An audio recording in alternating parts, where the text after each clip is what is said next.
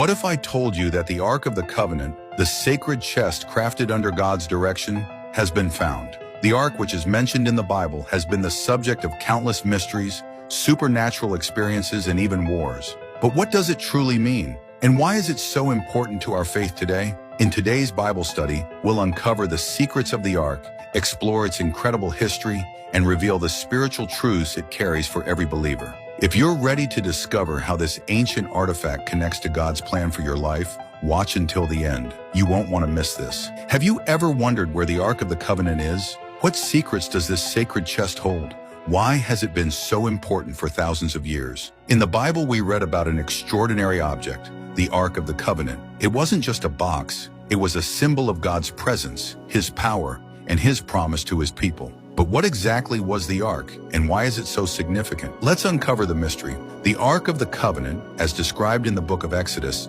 was a sacred chest. It was made of acacia wood and overlaid with pure gold, a combination that made it both strong and beautiful. The Ark was not meant to be just an ordinary object. It was built to carry the very presence of God. In Exodus chapter 25, verses 10 to 22, God gives Moses specific instructions on how to build the Ark. Have them make an ark of acacia wood, 2.5 cubits long, 1.5 cubits wide, and 1.5 cubits high. Overlay it with pure gold, both inside and out, and make a gold molding around it. Cast 4 gold rings for it and fasten them to its 4 feet, with 2 rings on one side and 2 rings on the other. Then make poles of acacia wood and overlay them with gold. Insert the poles into the rings on the sides of the ark to carry it. Make an atonement cover of pure gold, 2.5 cubits long and 1.5 cubits wide, and make 2 cherubim out of hammered gold at the ends of the cover. Make 1 cherub on one end and the second cherub on the other. Make the cherubim of one piece with the cover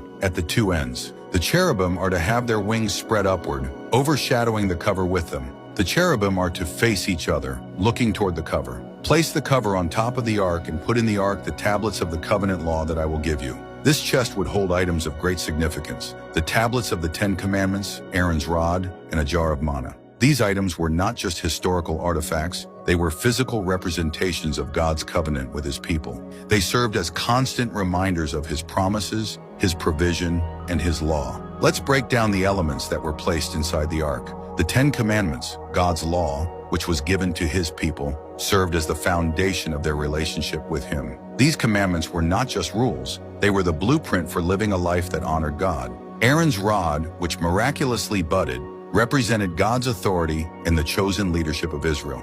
And then there was the manna, a reminder of God's provision in the wilderness. Moses said in Exodus chapter 16, verses 32 to 34, "This is what the Lord has commanded. Take an omer of manna and keep it for the generations to come, so that they can see the bread I gave you to eat in the wilderness when I brought you out of Egypt." The manna was a symbol of God's faithfulness, sustaining His people even in the harshest conditions. Now let's talk about the lid of the ark, the mercy seat. This was the place where the high priest would come once a year on the Day of Atonement to offer sacrifices for the sins of Israel. The presence of God would descend upon this seat, showing that God, in His mercy, would forgive the sins of the people. Next is the disappearance of the ark. Have you ever wondered what happened to the Ark of the Covenant? How could an object so sacred, so central to Israel's faith, simply vanish from history? Could it still exist somewhere, hidden and waiting to be discovered? Or has its mystery already been revealed in ways we haven't fully understood? The Ark of the Covenant, once the centerpiece of Israel's worship and the dwelling place of God's presence, disappears from the biblical narrative after the Babylonian conquest of Jerusalem. In the book of 2 Kings chapter 25, verse 9 to 15, we read about the destruction of the temple by King Nebuchadnezzar's forces. They set fire to the temple of the Lord, the royal palace, and all the houses of Jerusalem. Every important building was burned down. The whole Babylonian army under the commander of the imperial guard broke down the walls around Jerusalem. Uzaradan, the commander of the guard, carried into exile the people who remained in the city, along with the rest of the populace and those who had deserted to the king of Babylon. But the commander left behind some of the poorest people of the land to work the vineyards and fields. The Babylonians broke up the bronze pillars, the movable stands, and the bronze sea that were at the temple of the Lord, and carried the bronze to Babylon. Yet the text is silent about the ark. Was it destroyed along with the temple? Or did the priests hide it before the Babylonians arrived? The absence of any mention of the ark has led to centuries of speculation and mystery. Over time, numerous theories about the ark's fate have emerged. One popular idea is that the ark was hidden beneath the Temple Mount before the Babylonians could capture it. Some believe that secret chambers or tunnels beneath the site may still hold the sacred artifact. To this day, archaeological efforts around the Temple Mount remain shrouded in both intrigue and controversy. Could the ark still rest in the heart of Jerusalem, waiting to be uncovered? Another claim points to Ethiopia. In Axum, a city in northern Ethiopia, a small chapel is said to house the Ark of the Covenant. The Ethiopian Orthodox Church maintains that the ark was brought there by Menelik, the son of King Solomon and the Queen of Sheba. While no one outside the church is allowed to see the ark, the guardians insist that it is authentic. Could this ancient treasure have traveled so far south, preserved in secrecy for millennia? Then there's the idea that the ark is no longer on earth at all. In the book of Revelation, chapter 11, verse 19, John describes a vision. Then God's temple in heaven was opened, and within his temple was seen the ark of his covenant. And there came flashes of lightning, rumblings, peals of thunder, an earthquake, and a severe hailstorm. This has led some to believe that the ark was taken into heaven, no longer part of the physical world, but preserved in the spiritual realm. Could the ark's disappearance from earth be part of God's plan to reveal it in his heavenly kingdom? Each of these theories carries a sense of mystery and longing. Whether the ark lies beneath ancient stones, hidden in a foreign land, or beyond human reach in the heavens, one thing remains clear. Its story is far from over. Its significance goes beyond its physical existence, pointing us toward the presence, power, and promises of God. What if the Ark of the Covenant has already been discovered? Over the years, numerous individuals have claimed to have found the Ark, stirring excitement, skepticism, and endless debates. Could one of these claims hold the key to unveiling the truth about this ancient mystery?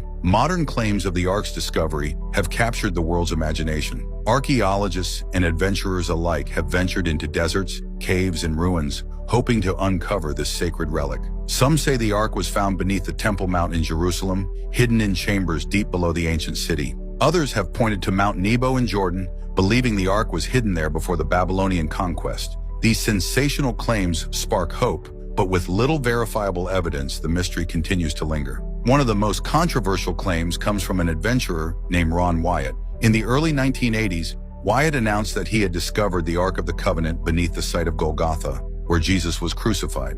He described a hidden chamber containing the Ark, shielded by ancient stone slabs. But Wyatt's claim didn't stop there. He believed the Ark was directly connected to the crucifixion of Jesus Christ. Could it be possible that God orchestrated such a profound connection between the Old and New Testaments? The idea that the Ark could have played a role in this divine moment is powerful, yet Wyatt's claims remain unverified. Critics argue that there is no physical evidence or documentation to support his story. The lack of independent witnesses and scientific examination of the site leaves his account shrouded in doubt. As Christians, how should we respond to such claims? It is easy to be swept away by the excitement of sensational discoveries, but the Bible warns us to test everything carefully. In the book of 1 Thessalonians chapter 5 verse 21, it says, "But test them all, hold on to what is good." Our faith is not based on physical artifacts or extraordinary claims, but on the truth of God's word and his promises. Whether the Ark is uncovered or remains hidden,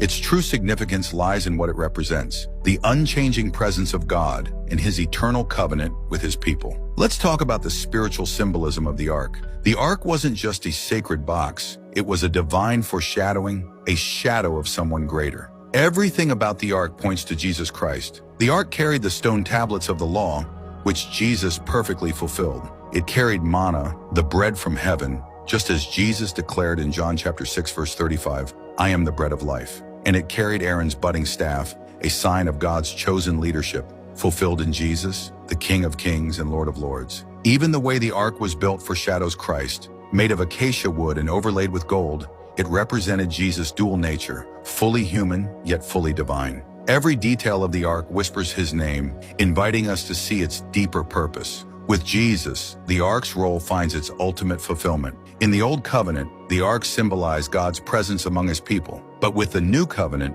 Jesus doesn't just represent God's presence, he is God's presence. In John chapter 1 verse 14 it says, "The Word became flesh and dwelt among us, and we beheld his glory." The Ark was a temporary representation, but Jesus is the eternal fulfillment. Now, instead of needing a physical Ark to approach God, we have direct access through Jesus Christ. When he died, the veil in the temple was torn, opening the way into God's presence forever. The ark's symbolism, though powerful, is no longer bound to a physical object. It lives on in the heart of every believer who receives Christ. The Ark of the Covenant was never meant to be just an object of worship. Its significance lies not in its gold-covered design, but in what it represented, God's presence dwelling among his people. Yet throughout history, humans have often turned symbols into idols, forgetting the one they point to.